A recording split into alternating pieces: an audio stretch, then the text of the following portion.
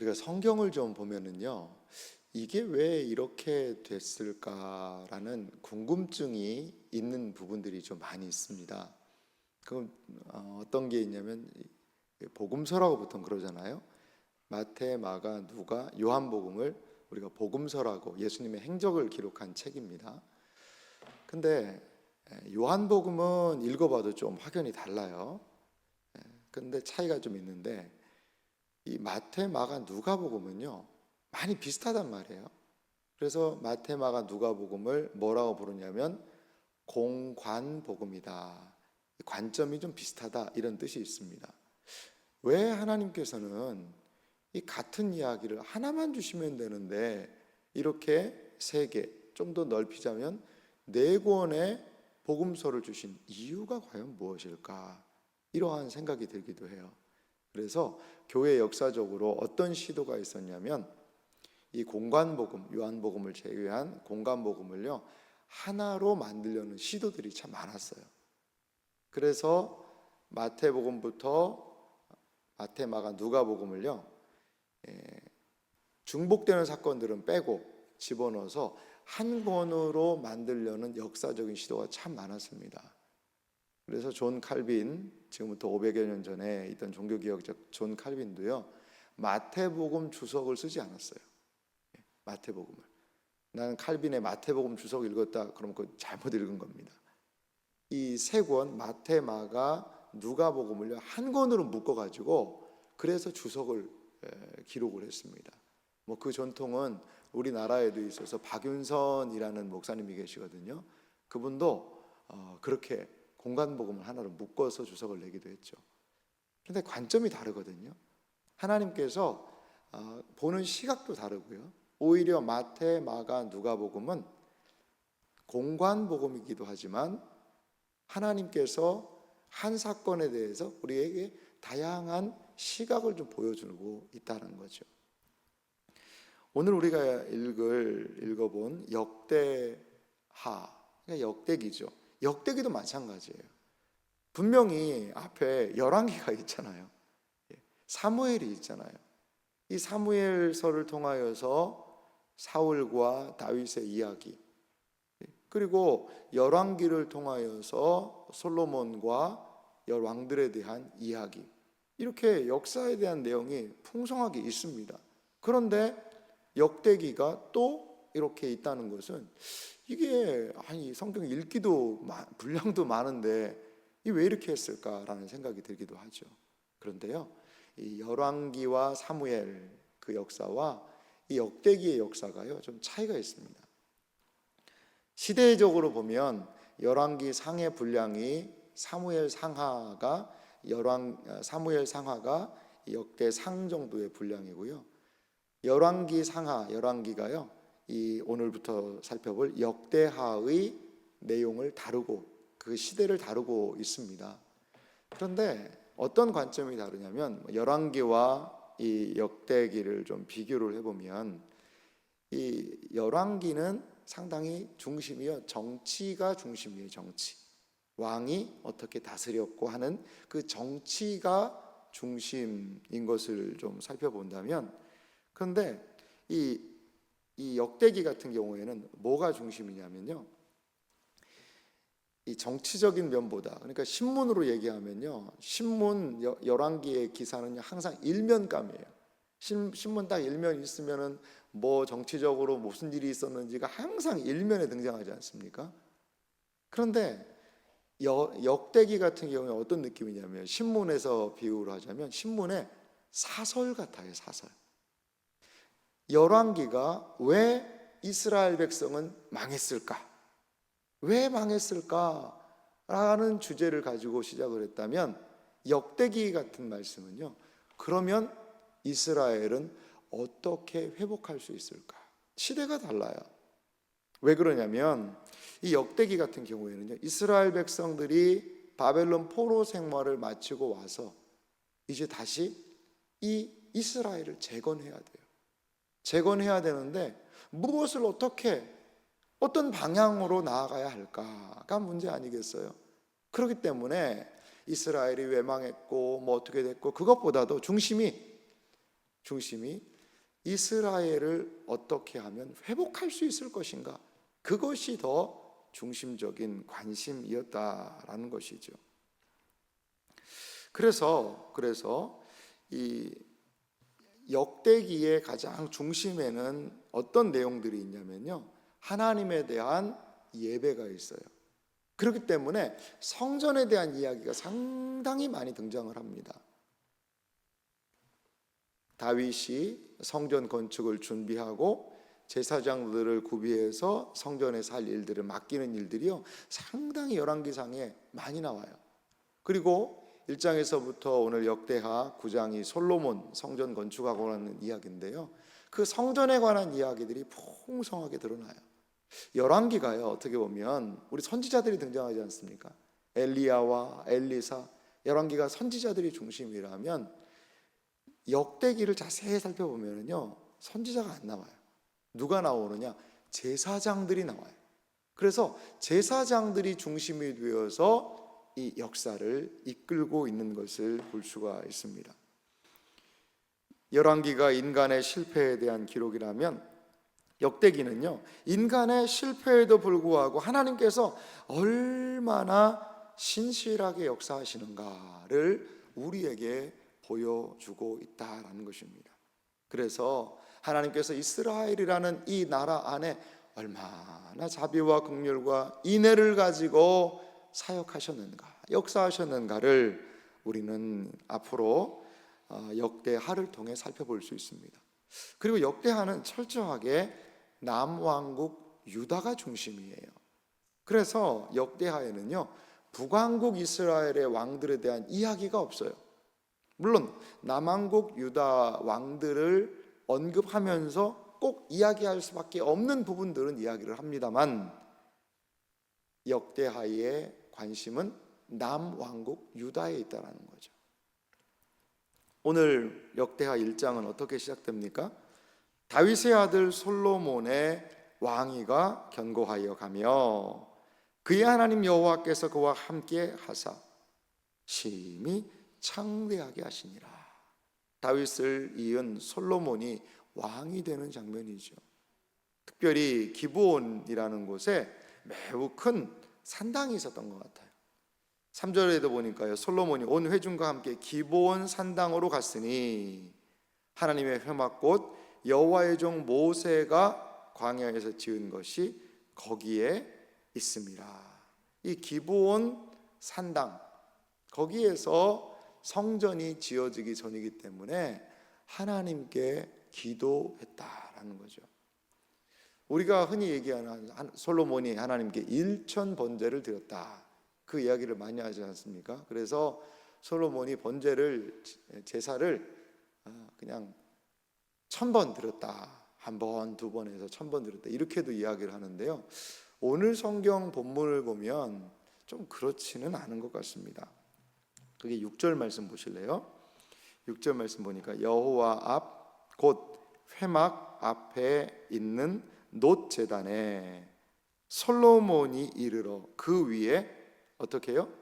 1000마리 희생으로 번제를 드렸더라. 아멘.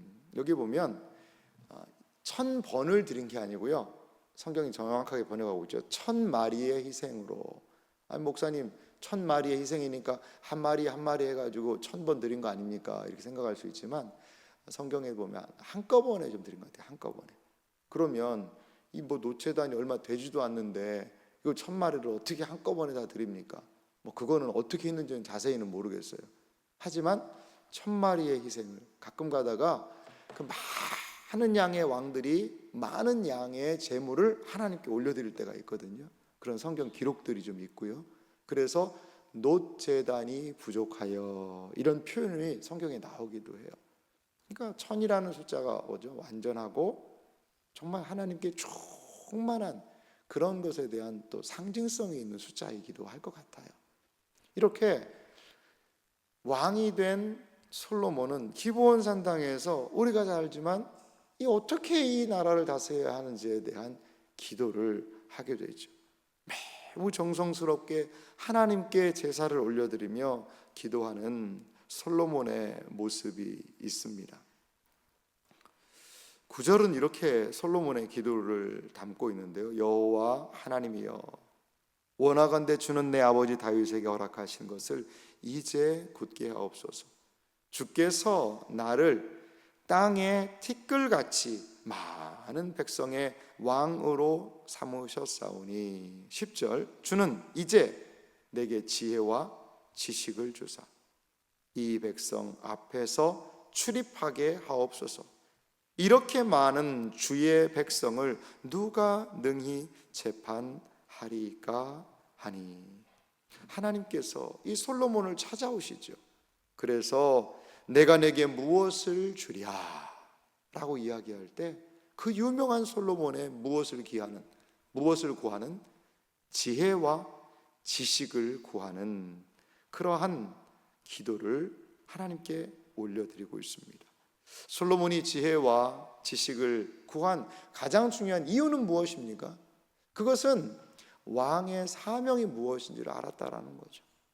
이 많은 백성들에게 어떻게 바르게 재판하고 공의를 실현하고 어떻게 지혜를 가지고 이 백성들을 다스려야 할지 솔로몬은 적어도 자신에게 하나님께서 죄송합니다. 맡기신 사명이 무엇인지를 분명하게 알고 있었던 것을 우리는 볼 수 있습니다. 사랑하는 이 새벽을 깨우는 여러분, 만약에요 하나님께서 오늘 새벽에 여러분 기도하러 오셨는데 하나님이 찾아오셔가지고요, 사랑하는 아들아, 사랑하는 딸아, 내가 내게 무엇을 주랴, 내게 구하라 라고 하나님이 오늘 말씀하신다면요, 여러분 뭐 구하실래요? 뭐를 좀 기도하면서 구하시고 싶으세요? 많은 생각이 들 거예요. 나에게 과연 무엇이 필요할까? 당장 필요한 돈을 구할 수도 있고, 나 몸 아픈데 나 좀 건강하게 해주세요, 이런 것들을 구할 수가 있을 것 같기도 하고, 뭐 여러 가지 많은 것들이 있을 거예요. 여러분 무엇을 근데 구해야 될까요? 여러분 하나님께서 여러분들에게 맡기신 사명, 과연 그것이 무엇일까를 고민하면서 하나님 앞에 반응했으면 좋겠어요. 하나님 앞에 하나님은 우리가 과연 무엇이 되기를 원하실까요? 하나님이 만약에 우리의 인생을 찾아오셔서 물으신다면 우리는 무엇을 하나님 앞에 구해야 할까? 이 새벽에 좀 잠잠히 고민해 봤으면 좋겠어요. 저도 말씀을 준비하면서 한번 그런 생각을 해봤거든요. 하나님이 과연 나에게 찾아오셔서 너 무엇을 해주기를 원하느냐라고 물으신다면 나는 뭐라고 이야기를 해야 될까? 가만히 생각해 봤더니요, 많은 것들이 좀 지나가는 것 같아요. 돈이라는 것도요, 뭐 있다가도 없기도 하고, 뭐 많으면 좋죠. 하지만 뭐 좀 없으면은 어때요? 아니 죽지는 않잖아요. 좀 불편하죠, 조금 삶이. 건강도요, 뭐 건강해서 모든 거 다 해도 좋지만 그래도 지금 뭐 요 정도, 물론 뭐 병원에 있는 분들은 간절함이 있으시겠죠. 자녀들이 잘 되는 거, 그래요, 그것도 좋아요. 하지만 정말 우리의 인생에 영원토록 남는 가치는 무엇일까? 어떤 것들은 다 지나가잖아요. 지나가는 것들이잖아요. 그런데 하나님 앞에서 과연 영원한 것은 무엇일까? 그거는 정말 하나님 앞에서 진실한 신자가 되는 게 아닐까? 하나님 앞에서 주여 나를 하나님 앞에 진실하게 하여 주시옵소서. 정말 마음에서부터 하나님께 예배를 기뻐하고 하나님 사랑하고 진실한 신자로 살아갈 수 있는 은혜를 아버지 허락해 주셨으면 좋겠다, 이러한 생각을 한번 해보았습니다. 사랑하는 성도 여러분, 지혜를 구한 솔로몬은 하나님께서 부여하신 그 사명을 감당하기 위해서 이렇게 지혜를 구했고 그것이 하나님의 마음에 너무 합했다라고 이야기해요. 11절은 이어서 말하고 있는데요, 하나님이 솔로몬에게 이르시되 이런 마음이 내게 있어서 부나 재물이나 영광이나 원수의 생명 멸하기를 구하지 아니하며 장수도 구하지 아니하고 오직 내가 내게 다스리게 한 내 백성을 재판하기 위하여 지혜와 지식을 구하였으니, 하나님의 마음에 이 솔로몬의 간구가 딱 맞은 거죠. 어쩌면 너는 그렇게 내 마음에 쏙 드는 이야기를 하는구나. 하나님이 그렇게 말씀하신 거죠. 그래서 솔로몬에게 12절에 이런 약속을 하세요. 그러므로 내가 내게 지혜와 지식을 주고 부와 재물과 영광도 주리니 내 전의 왕들도 이런 일이 없었거니와 내 후에도 이런 일이 없으리라 하시니라. 아멘. 그렇습니다. 하나님께서는 이 솔로몬에게 이 지혜와 지식뿐 아니라 다른 것들도 주신다는 거죠. 다른 것들도. 솔로몬이 이걸 알았을까요? 솔로몬이 머리가 비상한 사람이라 지혜와 지식 딱 구하면 굴비 엮어서 따라오듯이, 고구마 줄기 쭉 따라오듯이 이런 거 다 따라올 거다. 저는 그렇게 생각은 안 들어요. 저는 솔로몬의 마음을 순수하게 받고 싶어요. 그리고 하나님이 그 사람의 마음을 살피시는 분인데 그거 모르셨겠습니까? 근데 하나님이 뭐 하고 싶으신 거예요? 그냥 주고 싶으신 거예요. 주고 싶으신 거예요. 그걸요. 그리고 지혜와 지식의 결과물이 항상 이렇게 있지 않겠습니까? 예수님은 우리에게 말씀하셨죠. 산상수훈을 통해 너희는 먼저 뭐를요? 그의 나라와 그의 의를 구하라는 거예요. 그래야만 이 모든 것을, 일용할 양식과 음식과 먹을 것, 뭐 이런 것들을, 이 모든 것을 너희에게 더하시리라 이렇게 말씀하시지 않습니까? 항상 뭐가 있습니까? 하나님이 너 뭐 이런 거 구하면 안 돼, 이런 건 내가 못 줘가 아니에요. 얼마나 우리 아버지 하나님께서 우리에게 많은 것들로 풍성하게 주기를 원하실까요? 그런데 항상 뭐가 문제죠? 우리의 삶에 무엇이 문제입니까? 우선순위가 문제예요. 우선순위가. 솔로몬은 무엇을 자기가 먼저 해야 되는지를 알았던 사람이라는 거죠.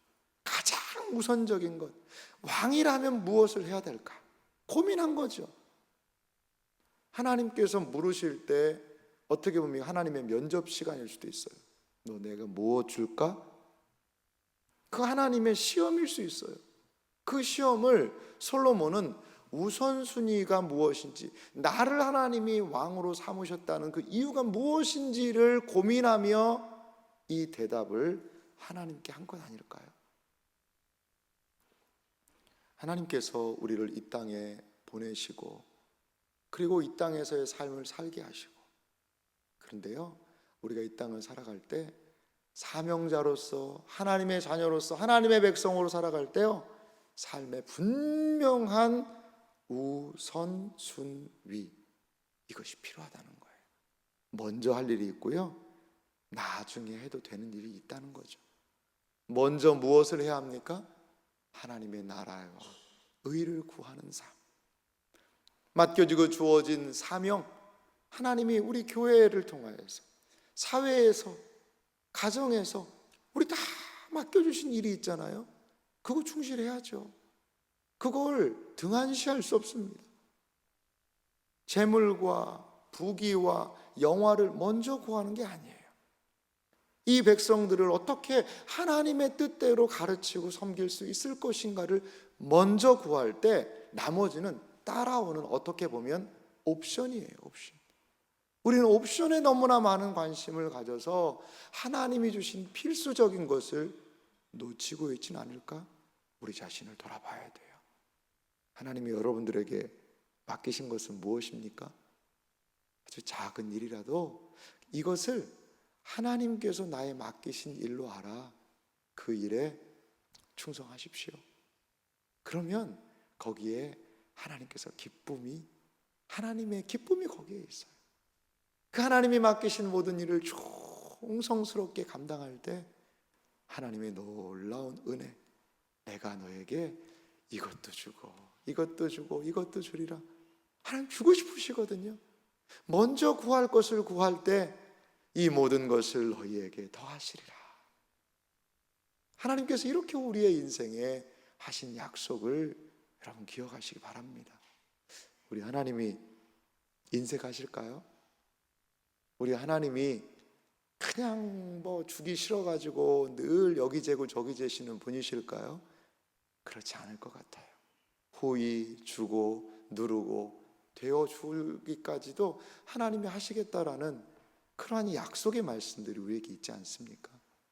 하지만 우리가 가장 먼저 정신을 차리고 기억할 것, 먼저 할 일이 있다는 거죠. 먼저 구할 것이 있다는 거죠. 우리의 사명과 더불어서 말입니다. 이 새벽을 깨우는 사랑하는 성도 여러분, 우리의 사명을 기억하고 하나님 앞에서 살아가는, 먼저 구할 것이 무엇인지를 기억하며 오늘의 우리의 기도에도 먼저 구할 것을 주님께 기도하고 아뢰이며 나아가는 그러한 아버지 하나님의 우리에게 부여하신 사명을 기억하며 살아가는 복된 생애와 삶이 되시기를 주님의 이름으로 축원합니다.